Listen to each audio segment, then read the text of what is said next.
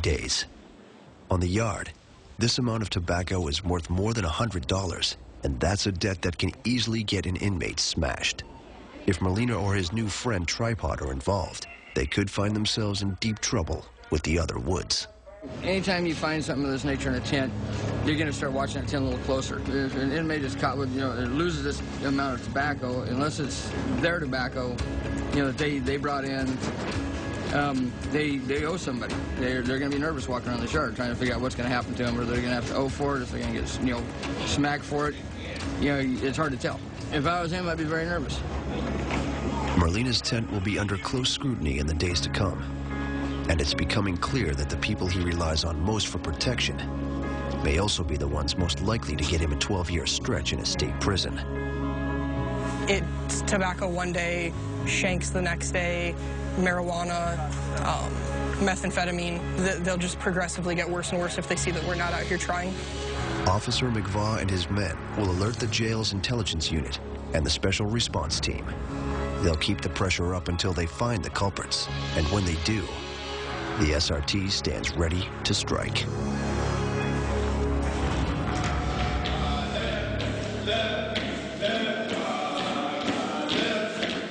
Edward Ramirez has been on the Phoenix Jail's chain gang for 3 weeks. When we march with pride. When we march with pride. Scuff our boots and them up all night. The work and the conditions have been tough. But today's task will be harder than he ever could have imagined. Today, the chain gang has to bury bodies at an indigent burial ground at the edge of the desert. Well, we're out here burying the indigent, which means that we're here as their family. These people have no families, or they're homeless, so we're their family today. The inmates unload the coffins from a transport van and take them to the graves.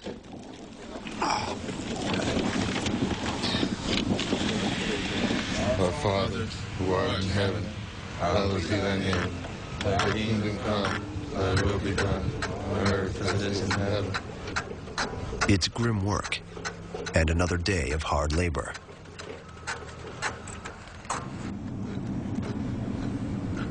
The next burial catches Ramirez off guard. The deceased is a baby, abandoned by its parents. How you doing today? How are you? Okay. This burial is a child, 3 months old, and he was born 3/23/07. Let us pause for a moment and pray for all children of the world. If some of you have children, remember them. Remember all those who are abused, left like this child. Pray that someday there will be an end to violence of any kind.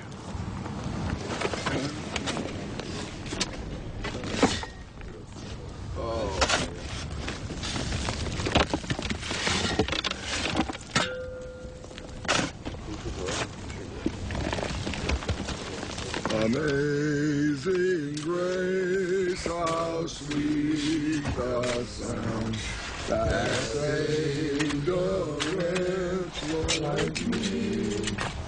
It kind of touched us all, having to bury a child this morning. So it was pretty difficult, pretty emotional for that. I have 4 small children, ranging from 11 to 4 years old, so yeah, it hit me personally. But now I see. 19-year-old Ryan Merlina hasn't seen his family since he's been at Tent City. But today, he's gotten some good news. His mother, who had all but given up on him after his arrest, has had a change of heart. Today, she is coming to visit Merlina for the first time. I'm nervous, man. I'm nervous. I've seen her a while. He knows that his only chance at being a father to his newborn son depends on convincing his family that he can be trusted.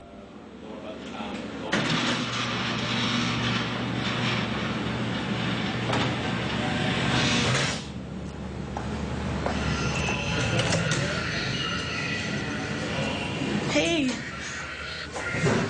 you look good. You look healthier than I've seen you in a long time. I love you. Love you too. How you doing? Better than you, apparently. Yeah. Sorry. So how's the baby? The baby's great. I brought you lots of pictures, but you're only allowed to keep 5, apparently. So you can pick the 5 you want to keep. These are the first pictures Merlina has seen of his 2-month-old son. He's a redhead. He's a cutie. He's adorable. He's got Liz's dad's nose. Really? He's so cute. He is cute. He's almost as cute as you were. The pictures are a vivid reminder to Merlina why he needs to straighten up. His mother helps drive the message home. I don't know if you know this or not, Ryan, but I was doing a lot of stupid things before I got pregnant with you. I stopped doing those things because I had to take care of you. And I really pray that this is the same thing that happens for you, that you just clean up your life and you make it great for this little boy. You're going to be a great dad. And be the dad to him that your dad wasn't to you. I know, I will. Speaking of my dad, have you talked to him or anything? No? I don't even know if he knows you're here. Ryan, I love you, and I'm sorry I didn't protect you better when you were a little kid, and that you went through all the crap you went through, and that you're in this situation now. No, that's not your fault, Mom. I love you.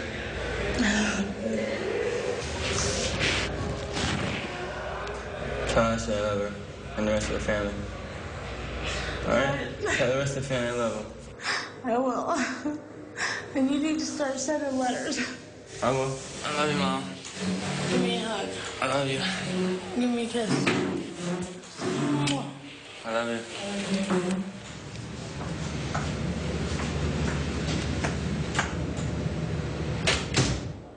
Merlina returns to his tent determined to serve his time quickly and get home to his son. When I was a kid, that's what I looked like. But even if he decides to change his habits and his friendships to steer clear of trouble, events are already in motion that could land Merlina in lockdown. Working off a tip, 2 undercover officers with the jail's intelligence unit have just discovered a huge stash of tobacco hidden in a dumpster at the edge of Tent City. They think the stash belongs to 2 white inmates in the woods.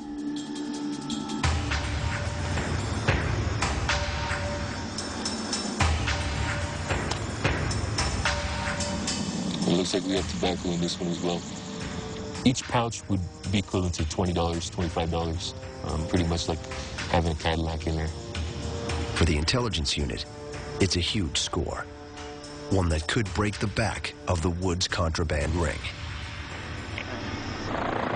The next day, in a meeting room adjacent to the tents, the intelligence unit briefs Sergeant Irby and the special response team. They show him photos of the suspects, including the Woods. The entire racial group will be searched.